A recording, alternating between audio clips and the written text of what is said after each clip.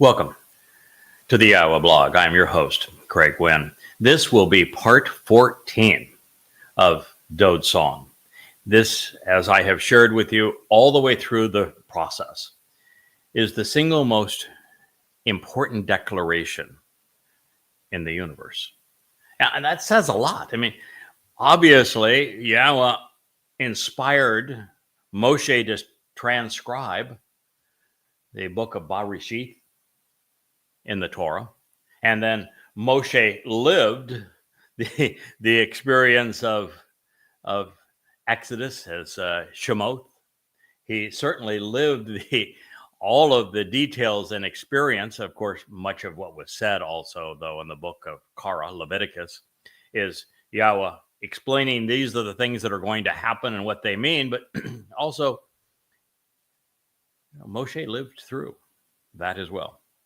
And the experiences and the prophecies explained in Bamidbar, the book of Numbers. Who would have thought that we would have found such treasures here? The last three chapters of the Torah that I've translated are all from Numbers. Numbers 19 of the Adam of Perah, Numbers 5 on the redemption of the adulterous woman, and then for our show last week, and we'll return to this material also on the Family Hour this week, the great meltdown and kick in the tush of Numbers 12.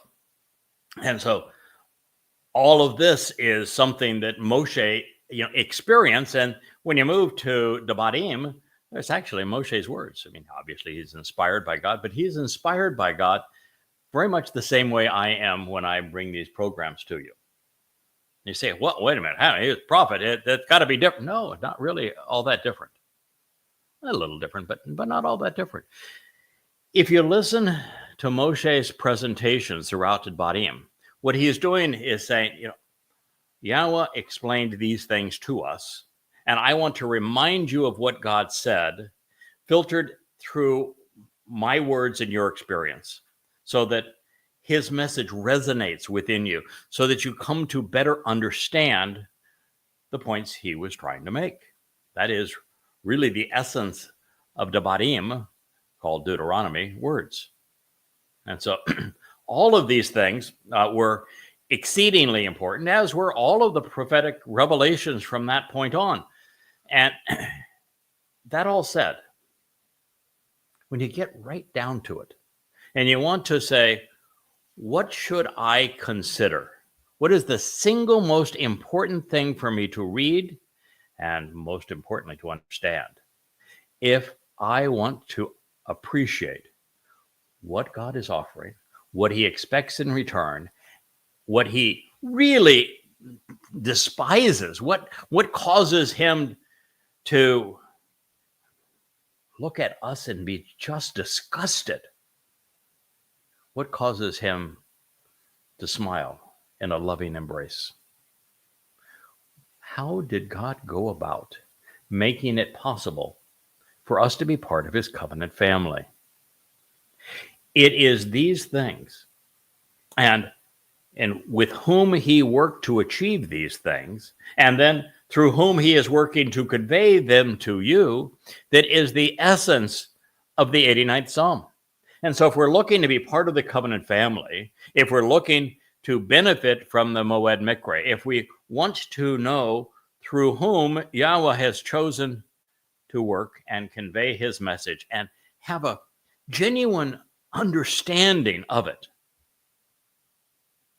the place to turn is the lyrics that Yahweh wrote in Dowd-Song, the 89th Mizmor, this great tribute that he wrote to his son as the cornerstone of the home for his name in exactly year 3000 Yah, 968 BCE, precisely 1,000 years before Dowd, as the Passover lamb in Jerusalem, in this very same place, would fulfill these promises. And exactly 3,000 years before Dowd would return as king on Kippurim. That puts this song in the very center of Yah's agenda for his people. There is nothing I could share with you. There's nothing God could offer you more important than knowing and appreciating the merits of this song.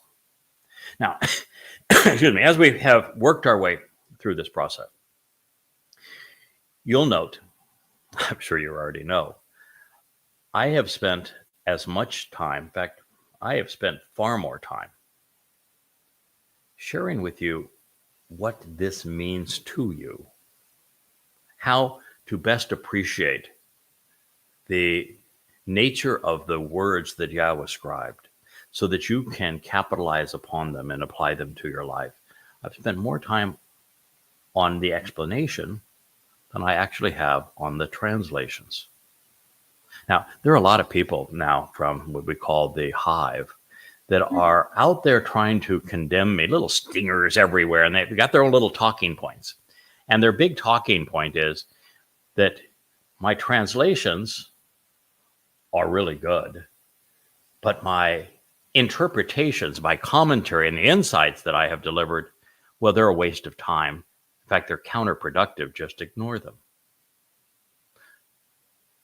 The fact is, without those interpretations, without those insights, they would not only know nothing about who God is and what he's offering, but nor would anyone else. You see, well, I had to be diligent and go to the oldest extant sources and using Chokmah to be very skillful and disciplined to render Yahweh's testimony more accurately than it has ever been presented previously. And then I had to think about everything I had just written so that we could process it and understand it. The text that I'm translating has been available for how long, do you suppose? Well, Moshe wrote the Torah between sometime around 1447, 1448 BCE. He completed it 40 years thereafter. And so we're looking at 3,400 or more years ago. And in all of that time, all of it, no one understood what the covenant was all about, how to participate in it, that there were 5 conditions for participating, and they were part of the narration of what Yahweh said and did with Abraham and Sarah. No one knew that there were 5 benefits of the covenant. No one knew that those benefits were delivered through the Mikra because no one understood the Mikra. They were clueless as to what each of those special times with Yahweh represent. And of course, it wasn't until a few years ago that I began to announce that the one who fulfilled Pesach, Matzah, and Makutim is David. He was the Passover lamb. He took our guilt with his nefesh on Matzah and deposited it in Sheol so that we could follow him as firstborn children of Yahweh on Makutim. No one knew these things. No one understood what the 4th day of creation represented. No one understood that 6 24-hour days and 14 billion years are the same amount of time. There's so much of what was shared has been, the text has been there. Jews have, even in their native language, although they wrote the Talmud in Aramaic, and that's become their native language along with all variations of dialects today. The fact of the matter is, it's been available to read. There are probably 1,000 translations of it. So another translation, while more accurate and complete, wasn't the answer. It was the approach. By Yahweh choosing someone to offer his 7 spirits, one of them happens to be Chokmah, the skill to be diligently discerning, the skill to understand. By Yahweh offering his children to bring life to the fallen stump that is Yisrael.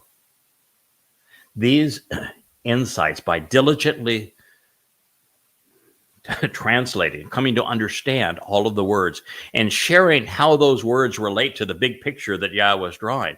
This is the thing that has changed everything. Everything. We've gone for 3,400 years in the case of the Torah, and 3,000 years since the time of this Mizmor Psalm without a single person on the planet understanding it. There would not have been a single soul to capitalize on the Shabuah harvest, or the Teruah harvest, or the red heifer, or Dowd's return on Yom Kippurim. Not a soul. The reason that there will be a joyous homecoming is because of the insights that are parts of these presentations. The very thing that the hive bees are so insistent be discredited. Why? Because, well, they don't have any. Why? Because I've written 36 books and they have none. Why? Because Yahweh established a relationship with me to bring this to your attention, and they don't have one. This is why it is so essential that you come to know Yahweh's name, that you come to know his son and what they accomplished together, that you come to appreciate the story Yahweh is telling in this Mizmor and why it means so much to us. You know, we've reached the part of the Mizmor, as I've told you previously, that Yahweh is incensed with his people. And he's incensed with his people because he gave them, through his son, the greatest gift ever offered: eternal life, perfection, adoption into his family, inheritance, all that he has to give, our enrichment, our empowerment. He gave it all to his people, and his people spit in his face. They denied his son. They foisted counterfeits, 2 of them. And so this portion of the Mizmor is all about that. Now, something I will speak of this evening, and I want to make you all very clear in this regard. I have long associated Shabuah with Dowd, and I have recognized for a very long time, we're talking about, in the case of both of these things, probably 20 of the 23 years I've been at this, I have recognized that what I am contributing pertains to Teruah. And there is this myth flying around now by Goyim claiming that Shabuah is their harvest and that they don't need the sacrifice of the red heifer. They don't need that Teruah thing. They're already going to be gone. No, they're not. You know why? Because Shabuah is all about Dowd. That's correct. Without Dowd fulfilling Pesach, opening the door to life for us, without Dowd taking our guilt and taking it to Sheol on matzah to perfect us, without Dowd signing our adoption papers by returning to his father on Bikurim, which, by the way, they want to credit the set-apart spirit as if she were spiritual mommy, as opposed to just an aspect of Yahweh's nature. Without that, there is no Shabuah harvest. The third Zeroah, who is cultivating the seeds for a productive harvest, he's simply one out there in the field with the hoe, pulling up the weeds of heresy. He's the one making sure those seeds are properly watered. He's the one who will serve as a tour guide saying, there it is. Come on. Let's do this together. But it is his explanation of what happened on Pesach, Matzah, and Bikurim that enables people to participate. But guess what you can't do? If you're a Gur, a foreigner, I'm the ultimate Gur because I'm the Nakar, which is the observant foreigner that Yahweh calls out by title and name so often throughout his testimony. If you are a Gur, guess what you can't do? You can't participate in Passover unless you are sojourning with and living with, guess whom? Israel. Apart from Israel, it ain't your harvest.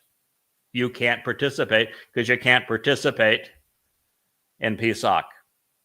You know who also claimed the Shabuah harvest as their harvest? Peter and Paul. Twistianity. And they did the same thing. They misappropriated a prophecy, and they said, this is all about how the Holy Spirit came upon us and gave the birth of our church on Pentecost, which is Shabuah, misrepresented. Yeah, they claimed it. Just as the numbskulls from the hive are making this same claim. But it isn't your harvest. Unless you are with Yisrael, unless your prime objective is to be part of, to uplift, to uphold, to embrace Yisrael, you aren't invited. Sorry, but you ought to have thought this all through before you drew your lines in the sand. Now, they do this, of course, and we'll talk about more about this tonight. They do this because when I studied very, very diligently, more diligently than ever before, Yeshaya 17, I came to recognize that the true harvest is just for Israelites. It's a gleaning of olives. And so they don't like that one because guess what? They're not Jews. So you say, that one's not ours. Shabuah is ours. No, it isn't. I'm conducting it based upon what Dowd has done, and you aren't going to be part of it. And you don't qualify for Towrah. And while they want to demean the sacrifice of the red heifer, while they say I don't spend enough time in the Torah, even though that whole prophecy is presented in the Torah and its purpose is explained in the Torah, and they even want to isolate Elia, but he's coming back to be master of ceremonies of what he did 2 millennia, 888 years previously. The sacrifice of the red heifer, Adamah Parah. I lay down my life for Yisrael, to prepare Yisrael for Yahweh's homecoming, his reconciliation with Yisrael and Yehudim. That is Yahweh's priority. That is my priority. My priorities are Yahweh's priority. It doesn't make any sense for me to have a priority that is different than Yahweh's priority. They don't get it. In their rhetoric, the one thing they never talk about is Yisrael or Yehudim because, well, Shabuah's their harvest. What do they care? Is Yisrael or Yehudim? This is a very important reality for you to come to appreciate and understand. So Yahweh very miffed at those who have misappropriated his testimony, who have claimed things that are just ludicrous, and who have not emphasized the importance of what he has achieved through his co-worker, Hamashiach, Dowd, the second and the greatest of the three Zeroah. So the question is posed, for how long, Adma, until when, will the eternal witness and the restoring testimony of Yahweh, will you remain hidden, concealed, and virtually unknown? I'm going to turn to the second part of this in a moment. I know the answer. The answer is that Yahweh was concealed. No one knew his name. No one was pronouncing his name correctly. There are a bunch of numbskulls out there all over the world taking variations of Yahweh's name as Black Hebrew Israelites, as the Hebrew roots movement, and all sorts of Christian Jewish derivations of buffoonery. I'm not sure buffoonery is a word either, but since dolphinry was, and we tried that out, and I found out, okay, that is actually a word. I'm going to try it too. Sue me if you don't like my vocabulary. The fact is that for the first time, Yahweh's name was reintroduced to his people when we began this mission. For the first time, the conditions and the benefits of the covenant were intelligently and accurately presented. For the first time, there was an understanding of the meaning of each of the Moed Mikre, as well as a timeline as to when all of this took place and will transpire. The eternal witness to the restoring testimony, the Ad, began 23 years ago on Towrah in 2001, and it has developed to this point. Now, since Yahweh is miffed, and there are three things that disturb him probably more than anything else, well, I'm going to give you a list of things that really irritate God. One of them is when his name is for naught, as has happened in Judaism, Christianity, and Islam. You negate his name, it is unforgivable. That's why we began with Yahweh's name. Number two, he despises religion. And there are three religions who have fooled people into believing they're true because they've taken little nibbles here and there, little parts here and there from his Torah and prophets and Psalms, mispresented it, errantly rendered it, and then made dunderhead conclusions regarding it because they don't understand it and because they have an agenda. He really hates that. He despises Judaism, Christianity, and Islam with a passion because that is how they are based. The basis of the hive as well. God despises it. Another thing he hates is when you negate the importance of his son. And guess what? His son is a Yehud. And guess what? His son not only united Yisrael, not only defended Yisrael, but it is through his son, Dowd, that he enabled the covenant promises through the Moed Mikre. And we've just explained how you go about participating in that. So when he says, how long, Yahweh, are you going to remain hidden and concealed from your own people?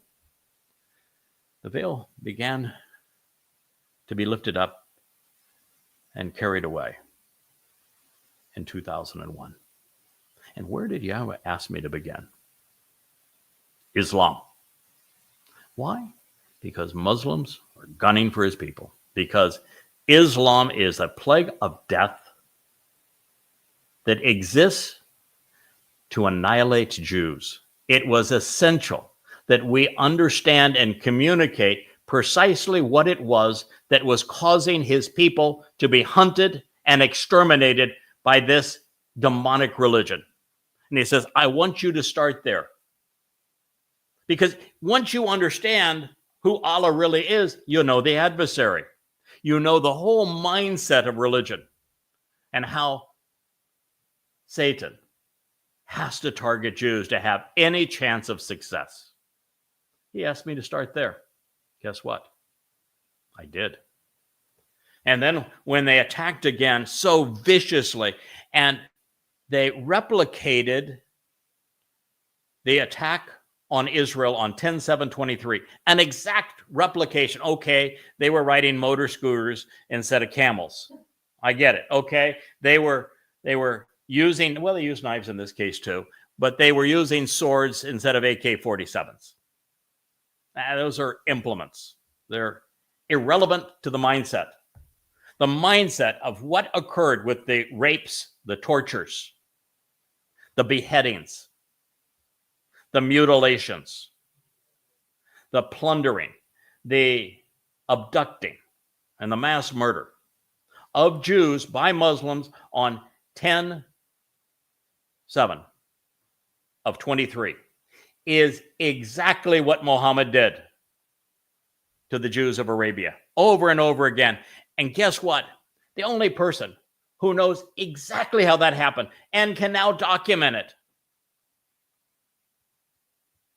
You're listening to it because Yahweh asked me to go back and to write the most comprehensive condemnation of Islam ever. It's irrefutable. I now stand as the buffer to protect his people from the onslaught that is coming, because the next war against Jews is being lodged by Muslims. They need to know the truth.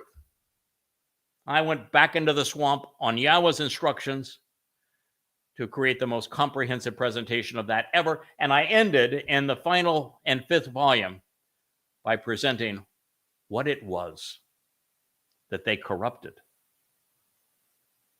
so that once you come to understand who God is not, who inspired this terrible death cult of Islam, you would know the truth. And then I did something no one else has done in human history. And you don't like the fact that I'm saying I have done it. Well, Yahweh chose a person that he wanted this stuff done. The next thing we did is that we obliterated Christianity. The original Questioning Paul, now in the 5 volumes of Twistianity, is absolutely irrefutable. Why? Because what I did at Yahweh's inspiration and insistence is something no one has ever done before. I juxtaposed the Christian claims in Paul's letters and in the so-called Gospels that were written after Paul's letters. What did they claim and what God actually said?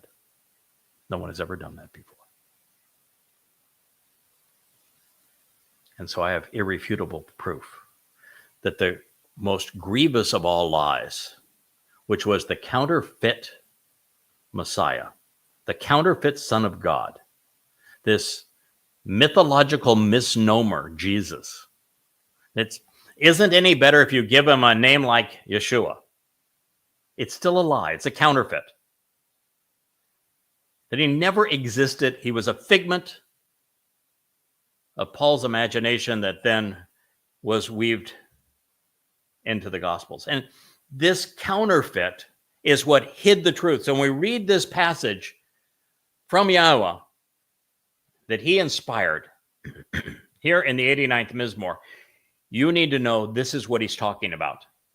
That because of Paul piling religious rubbish and foolology right on top of the truth, no one saw it. No one recognized that it was Dowd, even though there were 1,000 affirmations of it. The text had always been there. My translations had even been there early on, and yet no one saw it. And if you don't see through the rubbish, you can't capitalize on the truth. You can't understand the truth until you understand and appreciate how this rubbish has been laid on top of who Dowd is and what he accomplished with Yahweh. This is why Twistianity exists. This is why I took so much time to go back and write it. And when it's asked, how long will the restoring witness, Yahweh, cause you to be hidden and remain concealed and virtually unknown? The answer to that question gradually began to be unveiled 23 years ago, back in almost 24 years ago now, back in 2001 in the fall of that year.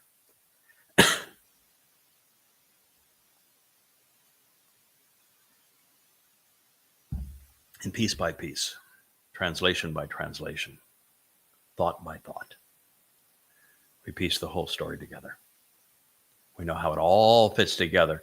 And once the last pieces of that puzzle were put together, and for the first time we understood the entire picture, we had made all the changes and updates to all of the books on the shelf. And I started to write, coming home for Yahweh. So, whoa. other book isn't going to make any difference. In fact, it may even be counterproductive. You've done the job. And you know what? Something that was really interesting, because I completed this job essentially a year and a half before the Shabuah harvest.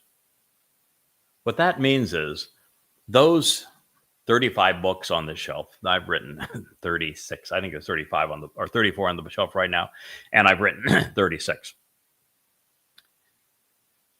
have marginal utility. And the very fact there's so many of them, they're actually intimidating. And the reason they have marginal utility is that if you were to be so devoted to them that you dedicated 3 hours every evening, 7 days a week to reading those books, it would take you a full year just to get through them. And even then, there are many of those books you have to read 2 and 3 times before you appreciate the message that's being conveyed through them. So I came to realize, as there was this threat to bring down the Yada Yah site and to trash these books, that it really didn't matter. The reason is, I am these books. And that it took all of this time for all of the pieces to fall together, that the entire story was a cohesive whole. And I could look you in the eye and bring this truth to your homes, that the books that I have endeavored to write and translate and contemplate and offer thousands of unheralded insights are all there. Well, they were a gift to you. Their primary purpose was to prepare me for what we're doing right now.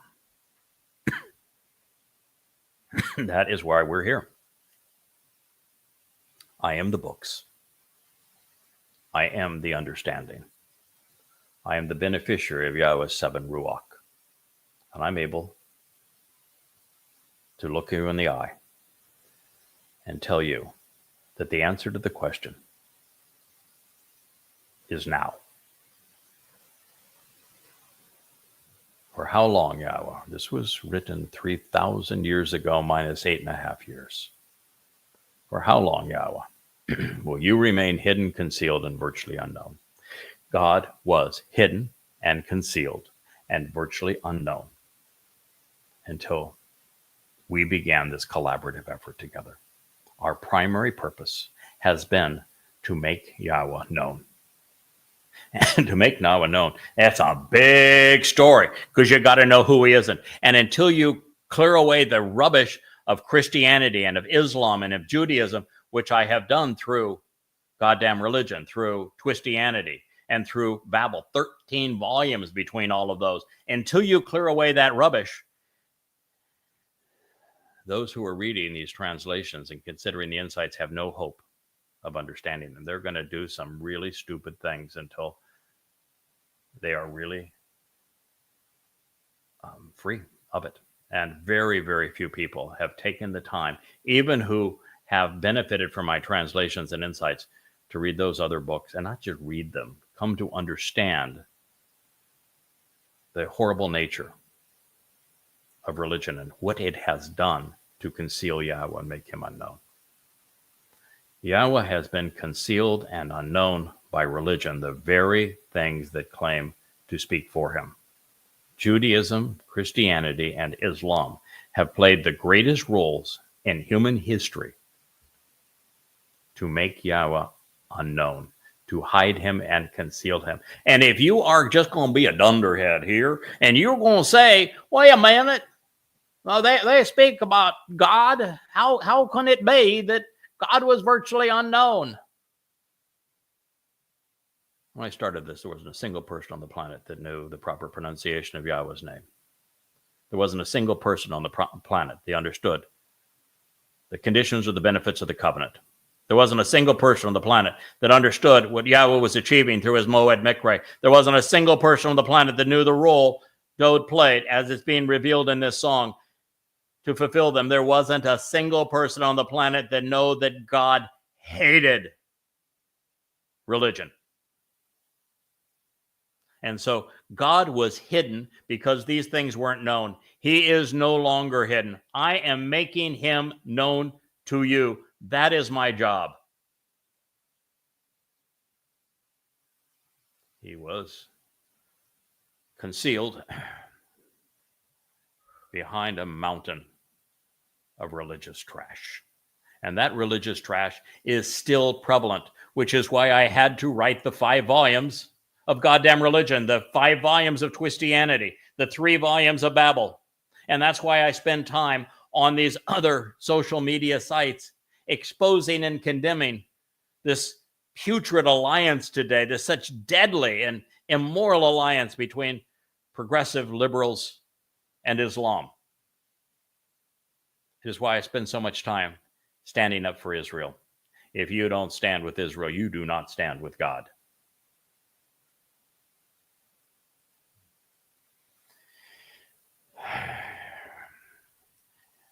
God was not a passive party to having been hidden by religious trash.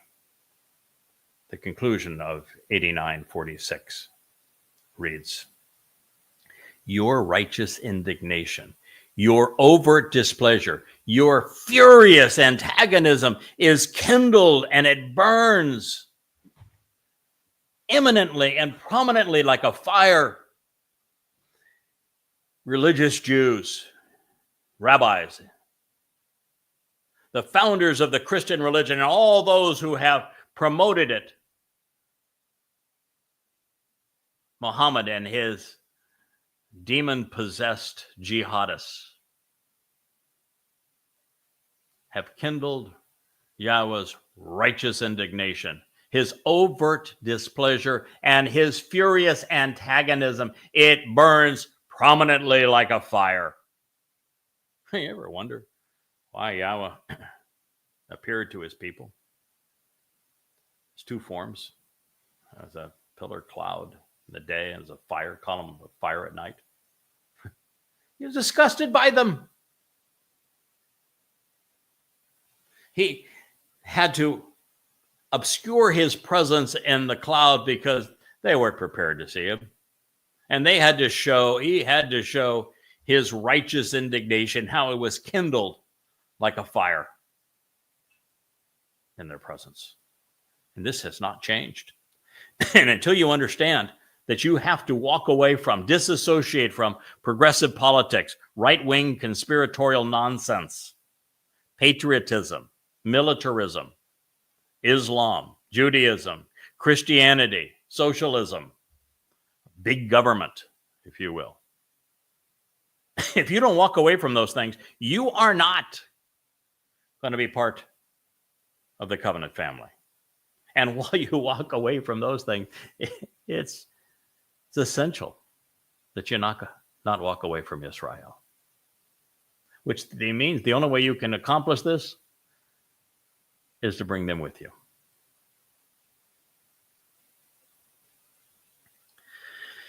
The last time the majority of Israelites knew Yahweh was for a very brief period of time, 3,000 years ago, under Dowd's initial reign as king. And since that time, and until quite recently, 23 years ago, that number had dwindled to 0. Not a single person. Not a single Jew on the planet. Not a single person on the planet knew Yahweh. Not one. Nor how to approach him. What things you needed to avoid. I mean, you look at the numbskulls that are using a variation of Yahweh's name, either Black Hebrew Israelites or the Hebrew Roots movement. I mean, they're doing the worst possible thing. They're taking nuggets of Judaism, nuggets of Christianity, blending them all together, giving it a veneer of credibility by using some somewhat appropriate variations of names, and they're parading that out as a new religion. So we have to be really careful. We have to expose them and condemn what they're doing. We have to show Yahweh's righteous indignation, his burning, and his animosity against them. Yeah, it's been 3,000 years. And even during Dowd's life, it was a horrible insurrection against him. I mean, his predecessor, King Saul, tried to kill him. He actually ran to the Philistines to hide. Not his best move, but nonetheless, it's imperfect. He did it. He bailed out of Jerusalem when his son led a revolution against him, a coup. You know, he lost his family. It's true. Well, look at Yahweh. You know, I've been accused. They say, you know, you made a deal with God that he would do the marketing, you wouldn't do the marketing because that marketing was your strength, and now look at you. And I say, what part of our arrangement did you miss? You said that God would protect your family. You don't have a family anymore. Huh? And how could you be that naive and that mean-spirited?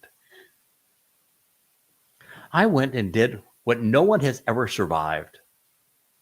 I not only met with Al-Qaeda, Hamas, Hezbollah, and Islamic Jihad while they had guns to my head, I did to Islam what no one has ever done before. I exposed and condemned the religion using the oldest manuscripts. I set the Quran in chronological order and put it in the context of Muhammad's life using the Hadith. And I received thousands of death threats. Guess what? Yahweh protected me and my family. He honored his part of the deal. He honors it today. And as for my losing my family, no. I divorced my ex, just as Yahweh divorced his. If divorcing your ex for being irascible, possible to be around, is wrong, why did Yahweh do it to his Israel, as it's laid out in Hosea? You're not going to think that part through. So, well, you know, you don't have a family. You're not conversant with your children. What does Hosea say? Yahweh say through Hosea, you are not my children. God hasn't conversed with his children in 2,700 years. If not conversing with your children after you've tried to bring them up is bad, are you going to tell me that Yahweh's wrong? He picked people who have experienced what he's experienced so that they can understand it and share it with you. Besides the fact, what does Barashi say about leaving one's father when you often start your own family? I raised my children till they were in their 30s. Supported them every which way. Their education, even their homes and their jobs, you name it. I don't think you could have a more supportive father. It was time for them to be on their own. I have another family I have to care for. And yet these numbskulls are so mean-spirited. They would present this as a reason to betray me and Yahweh and his people. As for the marketing thing, and we'll talk a little bit about this too, because this is what Psalm 89:46 is all about. It is Yahweh saying, I'm disgusted at what you have done to lead people away from me. That marketing thing. You know, when I wrote Prophet of Doom and Tea with Terrorists for the first time, going back now 20-some years ago, I lost track at over 5,000 hours of talk radio interviews.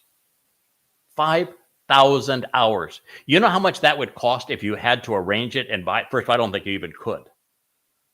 It'd be about $5,000 per appearance.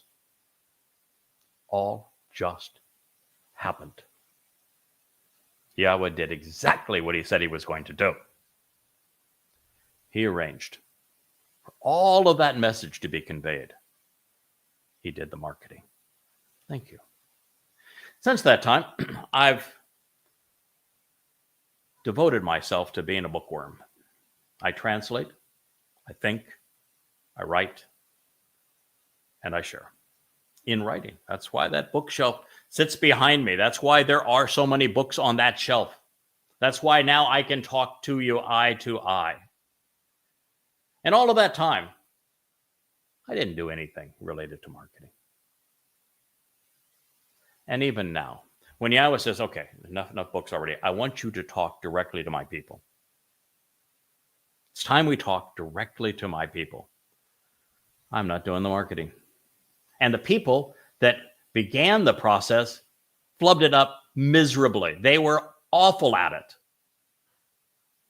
I mean, just horrible. And God's response to me was, trash it. It isn't worth anything. Start over. And even then, you know how competent I am in social media? No. Consider this the sign. It's not the sign of, yes, good. It's the sign of being all thumbs. I don't do it even now. My job is to sit in this chair and to look you in the eye and to convey this truth to you. And it's Yahweh's job to put the team together such that you can hear it. That's what he has promised all along. That is what he's doing even now. But people want to control his message. They want to speak for him. They want a Miriam moment. So God is angry. It would not be until we began to post the Yada Yahowah series initially online that this began to change. Now the books are soon to be branded under Yahweh's brand. That menorah that sits above me is the new brand that he asked for, and he was insistent that we change from the lion to the menorah, because the menorah represents him, represents what we are doing together, the illumination that we provide, and the 7 mikre that between Dowd and myself, we are fulfilling and have fulfilled and have explained. That is Yahweh's symbol. And it's the symbol of what we are accomplishing together, which is why he asked for it.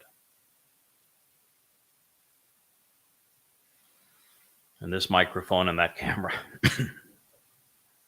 they represent the other part of these tools that God wants us to use.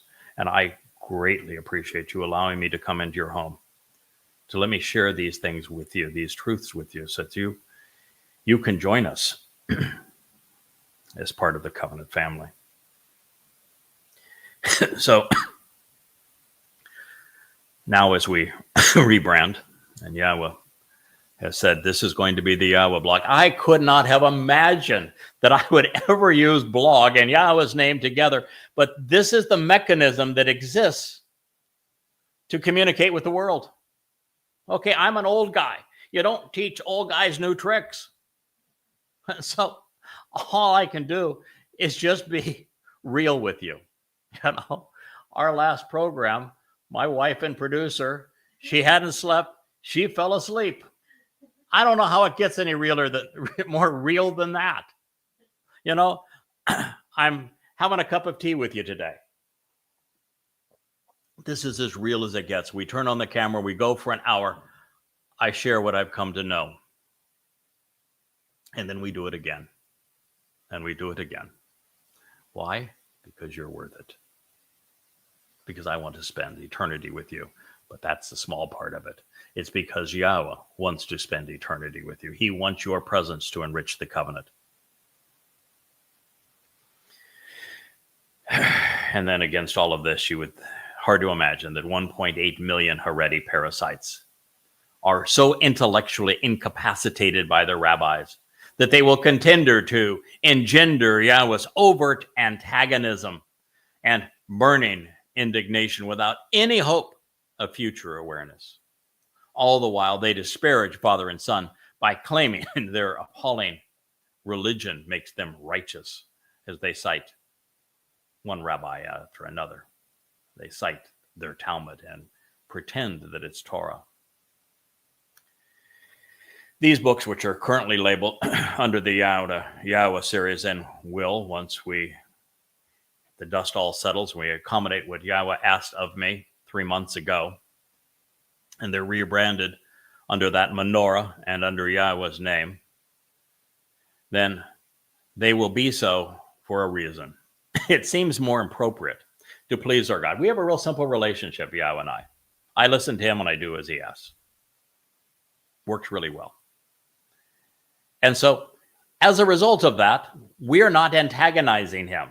And if you don't want to antagonize him, don't work against us. If you want to please him, work with us. Simple.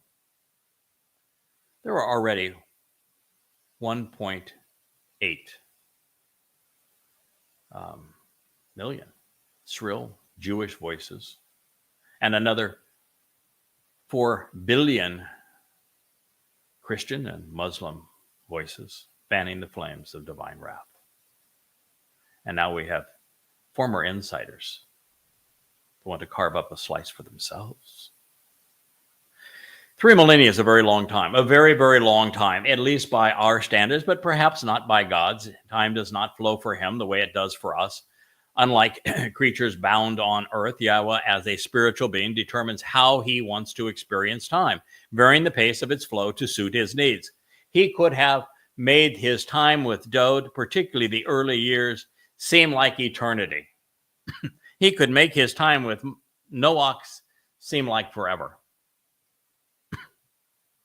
He could look at how long it took me to study his words, translate his words, contemplate his words, write it, put all the pieces together, get the presentation right.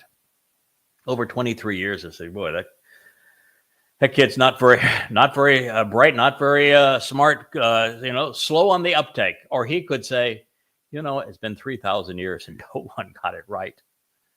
And in 23 years together, we've communicated it such that now it's all right. And you might say, that's pretty darn good. And I think that's the way he's looking at it. That's pretty good for 23 years to bring all of this to you. Yeah, it may not be perfect. There may be a revelation that come across here and there that's a little different than something I've shared in the past. This is Dowd-Song. I'm going to share something in the past that I think I got mostly right, but a little wrong. And that is, when I was reading in the Mizmor, particularly I think it's in the third, which is mentions Absalom in the dedication, that Dowd still cares for the son that led the insurrection against him, the son that killed his firstborn child. And so as Dowd is contemplating the sacrifice and the pain that he will have to endure fulfilling Pesach and Matzah, I mean, he's seeing it. I mean, he knows what Rome is going to do to him. And this beast, and he knows he's going to have to go to Sheol to carry our guilt. And it's, agonizing what he's volunteering for, and he knows it's the right thing to do. And I thought maybe he's in a position at the point to negotiate with Yahweh and say, I'll do this, but I want a special favor. I'm going to make the ultimate sacrifice. I'm going to do this for us, but I want a favor. I want Absalom because he pined over him. We're not going to see Absalom in Shammai. What Dowd did is he didn't get Absalom into Shammai. That would be way too awkward for everybody. He kept Absalom out of Sheol. And for that alone, Dowd was awarded something very precious by Yahweh. Very subtle difference between the two, actually, isn't there? But see how profound that difference is? And that also tells us that those folks that think they're going to have Shabuah as their harvest, not so much. Miriam was never included again. Yes, after Yahweh told her to shut up, she did shut up, unlike the hive today. and she was plagued with leprosy. And yeah, 7 days later, while the entire family was immobilized and made no progress during that time, she was let back in. But you're not going to find her in Shamaim, but you probably will find her in Sheol. When she is next mentioned, it's in the Badim, and there's this whole discussion about divorce, separation. And then the conclusion of it is, I want to give you an example. Remember Miriam, whom I plagued. So you have to be careful. The covenant is sort of very much like the Hebrew language, where the imperfect and the perfect have major roles and how God perceives us. For example, every one of the 10 statements that Yah etched in stone that either explain the relationship he's trying to achieve with us or behaviors that he's trying to encourage and discourage, they're written in the imperfect, which means that the moment you stop bearing false witness, you're fine. You're no longer in violation of that statement. But the moment you stop working alongside Yahweh and the implement he's chosen at this time to accomplish his mission on behalf of Israel and his people, you don't longer fit within the confines of the imperfect conjugation. Something to think about. And the perfect conjugation is for a limited period of time. And so you could be considered, just like Miriam was. She helped author and sing the Song of the Sea. So she was on the inside, because that Song of the Sea that she and Moshe belted, it's a beauty. But then she was excommunicated. As a matter of fact, the terms actually include incarceration, which is Sheol. So you can perceive yourself as part of this covenant family and be excluded from it. It's something I did not perceive previously, but it's very real, and God has made it very real to us.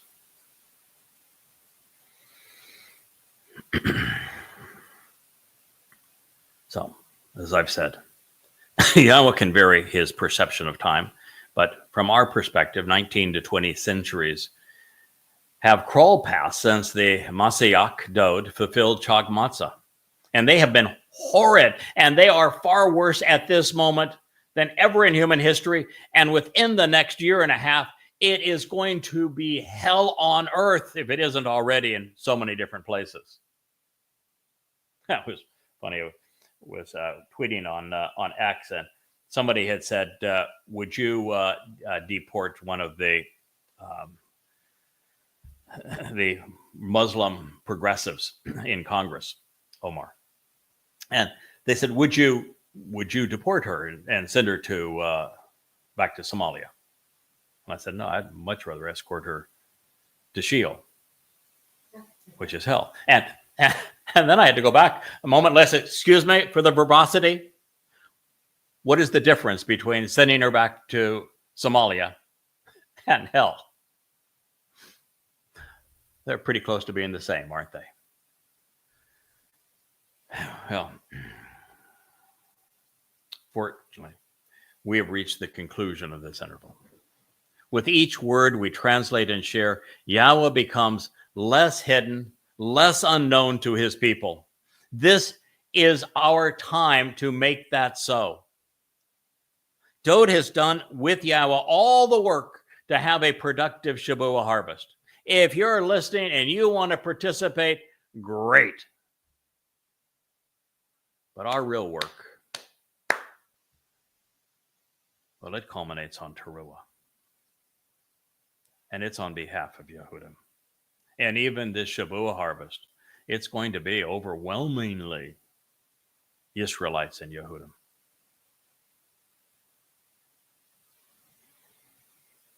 When Father and Son return on Yom Kippurim. In fact, just to pause there a moment. I married a Yehud. Even for me, as the observant foreigner, as the one devoting my every waking hour on behalf of God's people, Yisrael and Yehudim, I too had to camp out with a Yisraelite, with a Yehud, to be in total compliance with Yah's directions. That's why he provided Leah for me. This is a really important aspect of who we are and what we're accomplishing at this time.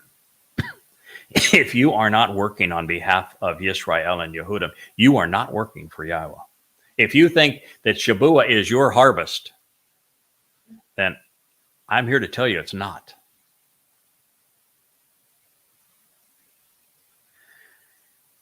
It was about 6 years ago. Leah and I just celebrate our 7th anniversary together. About 6 years ago, Leah told me, I would not give your books to a fellow Jew. That's pretty tough, right? And rather than be frustrated with her, rather than eating humble pie and say, oh boy, why not? I knew the answer. I had been a Christian. I knew the Christian religion inside out and in between, which is why I could destroy it in Twistianity. I was the Moses going back into Mitzrayim for Christianity. But Judaism, oh man, that is a real complex cult. And it comes in more flavors than you can possibly imagine. And they are actually somewhat better liars than are the Jews who created Christianity. But her view was, you use your knowledge of Christianity to demonstrate how Yahweh's testimony is opposed to it, which is important because that's the lie that created Judaism. Without the Christian lie, there is no Judaism. Rabbi Akiba, the father of rabbinic Judaism, created Judaism by foisting a false Messiah to counteract the false Messiah of Christianity. That's the truth. And so you do have to understand that the false nature of the Christian crude counterfeit of David is the reason that God's people don't know Yahweh. They don't know their Messiah and King and Savior. So it wasn't that these things should be eliminated. They're essential. It's that the entire focus of the book had to be Yisrael.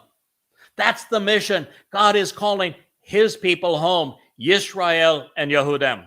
I stand before you. I stand with you. Because Yahweh is calling you home. And so I spent, 2.5 years on that rewrite.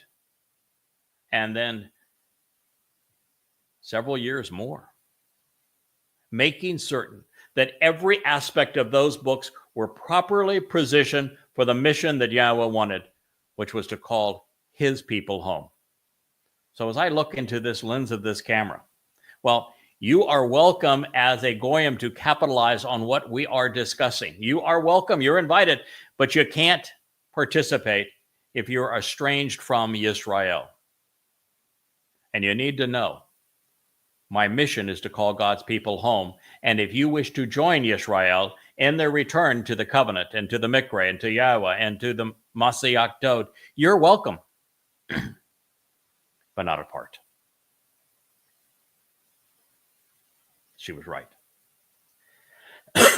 When father and son return on Yom Kippurim, the day of reconciliation, in year 6000 Yah, October 2nd, at sunset, 6:22 p.m. in 2033 in Jerusalem. Yes, year 6000 Yah is 2033, as I've shared before. Maimonides got it all screwed up. He got it all screwed up because he looked in the wrong place. He was influenced by Islam. He wrote it in the Sanctification of the Moon chapter. He based it on the number 19, which is the prime number of the Muslims as that relates to their surahs. He just created an ever-loving mess that has no validity whatsoever. And sadly, Jews don't question the rabbis that created their religion that so antagonizes God.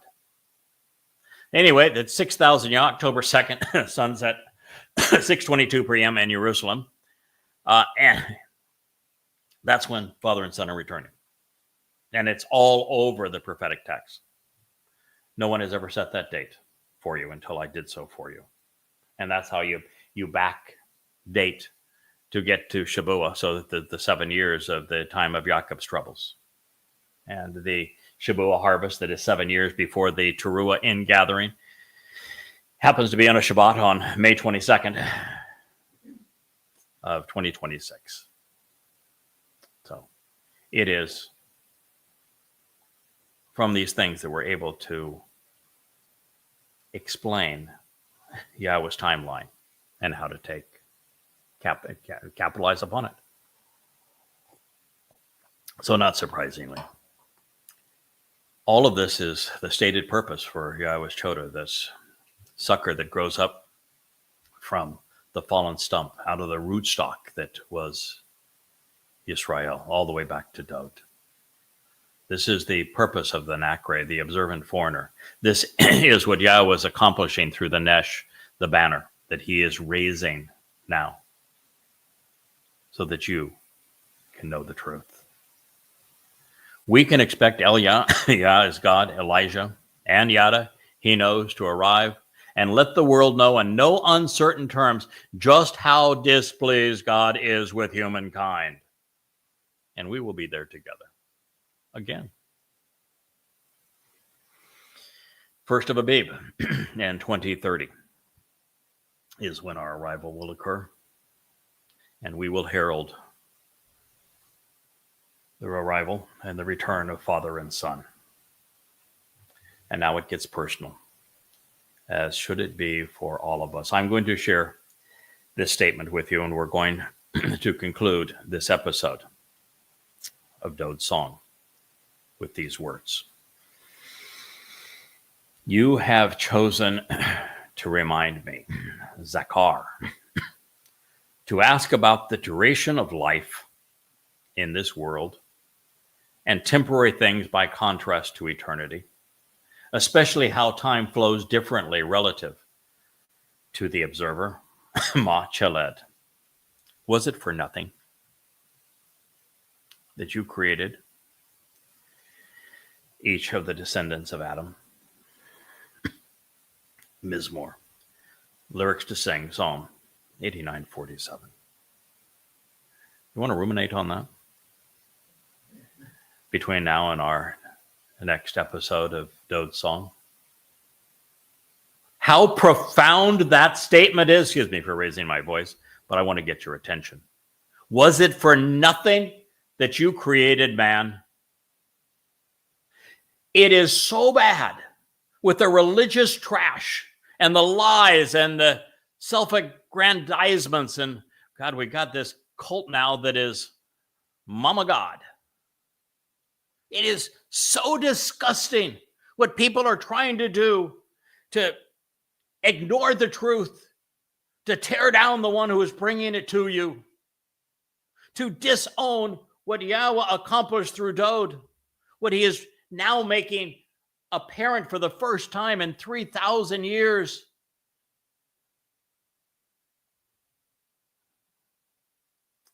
So, was it for nothing? Or do you understand the timing of these events? Do you understand that we are just 8.5 years from the Teruah harvest, the sacrifice of the Adamah Parah, the Yom Kippurim homecoming and family reunion, and the opportunities to celebrate Sukkah camping out with God? We are at the end of time, and the next 7 years prior to that will be devastating for God's people. And so this is the only time in all of that time, other than when David explained it as the Gabor El, the most competent and capable man of God, to Daniel, he judges God. Explaining the timing of all of these events so that you could know them, so I could be certain of them, so I could bring your attention to what happened in 33 CE and what will happen in 2033. And if you don't understand this time now, as it relates to Zakar, remember the man. Zakar, remember the man. You've chosen to remind me about the man. And the understanding of the duration of time that now exists. And if it weren't for what we are doing now, if it weren't for you listening to this program and acting upon it, becoming one of those who's going to celebrate Yahweh's return to this planet is toast. There'd be no reason for Yahweh to return. There'd be no reason for this special creation called humankind. It would all be over. Please contemplate that between now and the time of our next program, so that you know why I am so impassioned about this, why I am so devoted to being available to come into your home and to share these programs with you. I am Yada.